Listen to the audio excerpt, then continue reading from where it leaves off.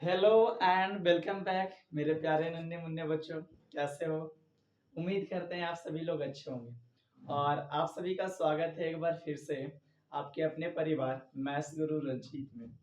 तो आज हम लोग स्टार्ट करने वाले हैं जो पिछले क्लास में हम लोग ने हाइड्रोकार्बन के बारे में जाना था और उसी हाइड्रोकार्बन को आज हम लोग आगे बढ़ाने वाले हैं। ठीक है, पिछले क्लास में हमने पढ़ा था कि कार्बन के दो विलक्षण गुण होते हैं, एक सिंकलन गुण और एक चतुस्संयुगता के बारे में हमने देखा था। ठीक है, आज हम उसके आगे बढ़ेंगे तो हमारा जो रीडिंग होगा हाइड्रोकार्बन कि आखिर सवाल होता है कि ये हाइड्रोकार्बन आखिर क्या होते हैं। ठीक है ना, जिसको हम कहते हैं हाइड्रोकार्बन।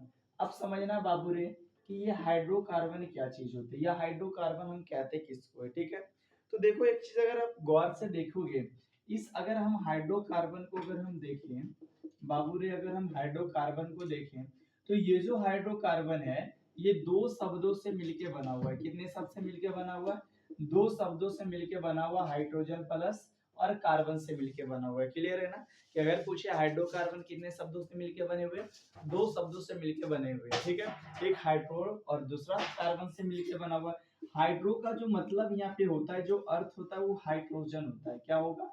हाइड्रोजन होता है। और कार्बन का मतलब क्या होता है? कार्बन होता है। क्लियर है ना, यानी कि हम कह सकते हैं कि अगर हम कोई ऐसा कंपाउंड ले या ऐसा यौगिक ले जो हाइड्रोजन और क्या हो, कार्बन से मिलके बने हुए रहेंगे। जैसे हम एग्जांपल करें मीथेन का, CH4 होता है इसका फार्मूला ना मीथेन का। तो अगर हमने मीथेन को लिया है, ठीक है ना, मीथेन को हमने लिया है तो इसके फार्मूला हमने देखा CH4 होता है। तो ये इस यौगिक को हमने देखा, ये इस कंपाउंड को जब हम देखते हैं तो इस कंपाउंड में एक चीज आपने गौर किया होगा कि ये भी कंपाउंड जो है ये भी एक कार्बन से मिलकर बना हुआ और ये क्या है, एक हाइड्रोजन से मिलकर बना हुआ है ना। तो हम ऐसे यौगिक को क्या कहते हैं? हाइड्रोकार्बन कहते हैं। क्या बोलेंगे बाबू रे? हाइड्रोकार्बन। तो अगर आपसे पूछे कोई कि बताइए हाइड्रोकार्बन हम किसको कहते हैं, तो हम सिंपल स्टेटमेंट दे सकते हैं कि हाइड्रोकार्बन का मतलब वो कि जो हाइड्रोजन और कार्बन से मिलकर बनेगा तो उसको हम हाइड्रोकार्बन कहेंगे। तो इसका डिफिनेशन सवाल है कैसे बनाएंगे, तो डिफिनेशन बनाना बहुत ही इजी होता है, तो रटना हम लोगों को कोई भी चीजें नहीं है। क्लियर है ना, देखो बड़ा ही इजी है, कैसे हम याद करेंगे इसको समझना। ठीक है, देखो हम कैसे याद करेंगे हाइड्रोकार्बन, तो ध्यान से सुनना। हम बोलेंगे क्या कि वैसा कंपाउंड या वैसा यौगिक, कंपाउंड का मतलब क्या होता है? यौगिक होता है। तो हम कहेंगे वैसा कंपाउंड या वैसा यौगिक जो किन किन चीजों से मिलकर बनेगा, हाइड्रोजन और कार्बन से मिलकर बनते हैं, उसी को हम क्या कहते हैं? हाइड्रोकार्बन कहते हैं। तो अगर आपको डिफिनेशन बोले लिखने के लिए बाबू रे कि बताइए हमको डिफिनेशन इसका लिखना है, किसका लिखना है? हाइड्रोकार्बन का लिखना है ना। तो हम लिख सकते हैं हाइड्रोकार्बन का डिफिनेशन क्या लिखेंगे कि वैसा यौगिक, क्या लिखेंगे? वैसा यौगिक जो किन किन चीजों से मिलकर बनेगा, जो हाइड्रोजन और किससे, हाइड्रोजन और कार्बन से मिलकर क्या होते हैं, हाइड्रोजन और कार्बन से, हाइड्रोजन और कार्बन से मिलकर मिलकर बनते हैं, कार्बन से मिलकर क्या होते हैं, बनते हैं। कॉमा देके लिखेंगे, क्या कहलाता है? हाइड्रोकार्बन कहलाता है। क्या कहलाएगा बाबू रे? हाइड्रोकार्बन कहलाएगा। इतना समझ में आ रहा है कि अगर आपसे कोई पूछे कि बताओ हाइड्रोकार्बन किसको कहेंगे, तो हम सिंपल बोलेंगे वैसा यौगिक जो हाइड्रोजन और किन चीज से मिलकर बनेगा, कार्बन से मिलकर बनते हैं, उसको हम क्या कहते हैं? हाइड्रोकार्बन कहते हैं। क्लियर है यहाँ तक? इतना समझ में आ गया हाइड्रोकार्बन। अब इसके आगे हम बढ़ेंगे कि हाइड्रोकार्बन का क्लासिफिकेशन पढ़ेंगे कि हाइड्रोकार्बन का वर्गीकरण कैसे कैसे हुआ और क्या क्या चीजें होती है। क्लियर है ना, तो चले हम आगे बढ़ेंगे। इतना समझ में आ गया तो फटाफट स्क्रीनशॉट ले लीजिए, क्योंकि भारत का जनता फोटो खींचना बनता है। पता है ना कि हर एक जगह पे गया तो कहीं पे भी गया सेल्फी ले लिया, तो आपका भी काम है फटाफट स्क्रीनशॉट ले लीजिए, तो हम लोग फिर आगे बढ़ेंगे। क्लियर है ना, डिजिटल तो क्लासरूम से आया नहीं है, तो हम कोशिश करेंगे, ये एक गमछी रखा हुआ है यहाँ पे, इसी को हम पोंछ लेते हैं, ठीक है ना, क्लीन कर लेते हैं। ओके, कोई दिक्कत? चलिए अब हम लोग आगे बढ़ेंगे। अब क्लासिफिकेशन पढ़ेंगे कि हाइड्रोकार्बन का वर्गीकरण देखेंगे कि हाइड्रोकार्बन कितने प्रकार के होते हैं बाप रे। ठीक है, ध्यान से सुनना इत्मीनान से, ठीक है ना, केमिस्ट्री से आपको प्यार हो जाए, इतना हम गारंटी के साथ कह सकते हैं।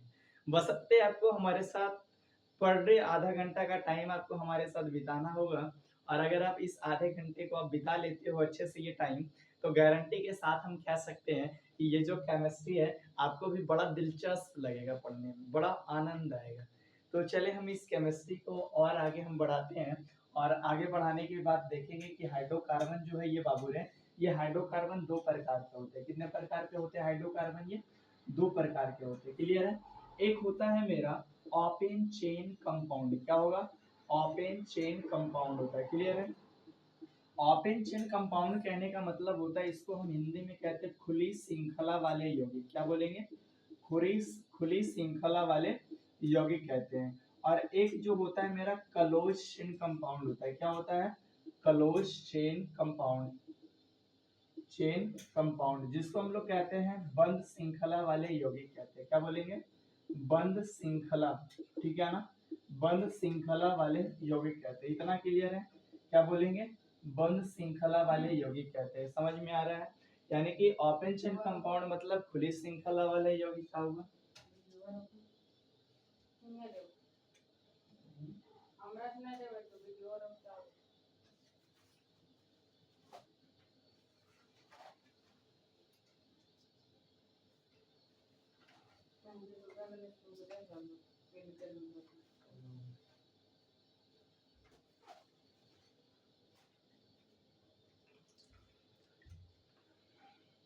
चलिए ध्यान दीजिएगा, यानी कि एक होता है ओपन चेन कंपाउंड, एक होता है क्लोज चेन कंपाउंड, यानी कि खुली श्रृंखला वाले यौगिक, एक होता है बंद श्रृंखला वाला यौगिक ना। इस ओपन चेन कंपाउंड को हम लोग कहते हैं एसाइक्लिक। क्या बोलेंगे? एक साइक्लिक कंपाउंड भी कहते हैं, इस साइक्लिक कंपाउंड भी कहते हैं। क्या बोलेंगे? इस साइक्लिक कंपाउंड भी कहते हैं, जिसको हम कहते हैं अचक्रीय यौगिक कहते हैं। क्या बोलेंगे? अचक्रीय यौगिक कहते हैं। ठीक है? और इसको हम कहते हैं, एक और नाम से इसको जानते हैं, जिसको हम लोग कहते हैं साइक्लिक कंपाउंड के नाम से जानेंगे। किस नाम से? साइक्लिक कंपाउंड के नाम से जानते हैं, यानी कि खुली इसको हम कह सकते हैं चक्रीय यौगिक कहते हैं। क्या बोलेंगे बाबू रे? चक्रीय यौगिक कहते हैं। क्लियर है ना? इतना समझ में आ रहा है? यानी कि हम ओपन चेन कंपाउंड को साइक्लिक कंपाउंड के भी नाम से जानते हैं, यानी कि अचक्रीय यौगिक के भी नाम से जानते हैं, और क्लोज चेन कंपाउंड को हम लोग किस नाम से जानते हैं? साइक्लिक कंपाउंड के भी नाम से जानते हैं, जिसको हम लोग चक्रीय यौगिक कहते हैं। क्लियर है यहाँ तक? अब समझना, ये जो मेरा इस साइक्लिक कंपाउंड होता है, ये दो प्रकार के होते हैं। कितने प्रकार के होते हैं? ये दो प्रकार के होंगे। एक होता है सेचुरेटेड, एक होता है सेचुरेटेड। सेचुरेटेड का मतलब होता है एक संतृप्त हाइड्रोकार्बन इसको कहते हैं। ठीक है? एक होगा अनसेचुरेटेड, अनसेचुरेटेड हाइड्रोकार्बन, जिसको असंतृप्त हाइड्रोकार्बन कहते हैं। क्या बोलेंगे? असंतृप्त हाइड्रोकार्बन के नाम से जानते हैं हम लोग, शॉर्ट लिखते हैं। ठीक है? यानी कि अचक्रीय यौगिक जो होते हैं वो दो प्रकार के होंगे, एक सेचुरेटेड होते हैं, एक अनसेचुरेटेड होते हैं। यानी कि एक संतृप्त हाइड्रोकार्बन होगा, एक असंतृप्त हाइड्रोकार्बन होता है। क्लियर है? इस सेचुरेटेड के अंतर्गत जो मेरा आता है वो आता है एल्केन आएगा। क्या आएगा? एल्केन आता है। समझ में आ रहा है? क्या आएगा मेरा बाबू रे? इसमें एल्केन आएगा। और इस अनसेचुरेटेड में दो गो आता है, एक आता है एल्कीन और एक आता है एल्काइन। क्या होगा? एक आएगा एल्कीन आता है, एल्कीन आता है। ठीक है ना? जिसको ALKEN एल्कीन आता है, और एक एल्काइन आता है। क्लियर है? समझ में आ रहा है? एल्कीन, एल्कीन, इधर एल्काइन आता है। समझ में आ रहा है यहाँ तक? क्लियर है ना? यानी कि हमने देखा अनसेचुरेटेड ये दो तरह का होगा। इसमें जो है चक्रीय, ये भी दो तरह का होता है, एक होमोसाइक्लिक होता है, एक हेट्रोसाइक्लिक होता है। क्या होगा? एक होमोसाइक्लिक कंपाउंड, जिसको हम लोग कहते हैं चक्रीय, इसको हम बोलते हैं समचक्रीय यौगिक। क्या बोलेंगे? समचक्रीय इसको कहते हैं। साइक्लिक कंपाउंड शॉर्ट में लिख दिए, समचक्रीय यौगिक के भी नाम से इसको जानते हैं हम लोग। और एक होता है मेरा हेट्रोसाइक्लिक, हेट्रोसाइक्लिक कंपाउंड, जिसको हम लोग कहते हैं अचक्रीय, इसको हम बोलते हैं विषम चक्रीय यौगिक।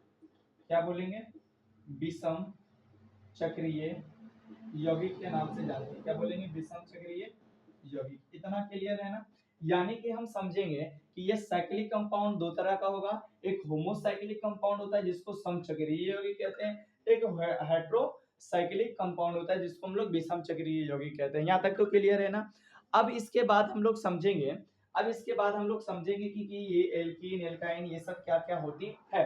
तो पहले एक बार ध्यान से इत्मीनान से समझना और समझने की प्रयास करना कि ये जो मेरा हाइड्रोकार्बन है बाबू रे, ये दो तरह का होता है। कितने तरह का? दो तरह का। एक होगा ओपन चेन कंपाउंड और एक होता है क्लोज चेन कंपाउंड होगा। क्लियर है ना। ओपन चेन कंपाउंड कहने का मतलब खुली श्रृंखला वाले यौगिक, एक होता है बंद श्रृंखला वाले यौगिक। क्लियर है ना। ओपन चेन कंपाउंड को ही और किस नाम से जाना जाता है? तो उसको कहते हैं एसाइक्लिक कंपाउंड। क्या कहते हैं? Acyclic compound. और इसी को एरोमेटिक भी हम कहते हैं, एरोमेटिक कंपाउंड के भी नाम से इसको हम लोग जानते हैं। ठीक है ना।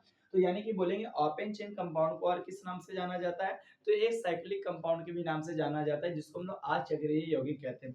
और इधर देखा जाए क्लोज चेन कंपाउंड को, तो क्लोज चेन कंपाउंड को हम और किस नाम से जानते हैं? तो और हम जो जानेंगे वो साइक्लिक कंपाउंड के भी नाम से जानते हैं जिसको हम लोग चक्रीय यौगिक भी कहते हैं। क्लियर है ना। अचक्रीय यौगिक इसको कहते हैं। बोलो चक्रीय चक्रीय यौगिक के नाम से भी हम लोग जानते हैं। क्लियर है ना। फिर समझना जो हमारा आ रहा है अचक्रीय यौगिक जो होते हैं ये दो तरह का होता है। क्लियर है ना। एक होगा सैचुरेटेड और एक होगा अनसैचुरेटेड हाइड्रोकार्बन। क्लियर है ना।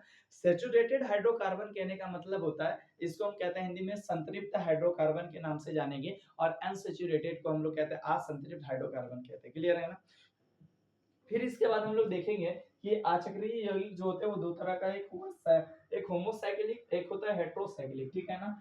जिसको हम लोग कहते हैं समचक्रीय यौगिक और एक होता है हमारा विषम चक्रीय यौगिक। क्लियर है। सेचुरेटेड के अंतर्गत जो मेरा आता है वो एल्केन आता है। ठीक है ना। और अनसेचुरेटेड भी हमारा दो तरह का होता है जिसको हम अनसेचुरेटेड हाइड्रोकार्बन के नाम से जाना, ये दो तरह का होगा, एक एल्कीन और एल्काइन होगा। क्लियर। अब यहाँ से हम लोग आगे जो पढ़ेंगे कल की क्लास में हम लोग देखेंगे एल्केन एल्कीन एल्काइन ये सब सारा का वर्गीकरण देखेंगे कि आखिर ये क्या क्या होता है बाबू। ठीक है ना। तो उम्मीद करते हैं आज की क्लास आपको समझ में आया होगा। और आज हमारे पास ज्यादा मतलब घड़ी देख रहे थे, तो आज हमारे पास ज्यादा टाइम है नहीं बचा हुआ। तो हम लोग कल मुलाकात करेंगे। आज बहुत ही कम टाइम आप लोगों का क्लास हुआ है।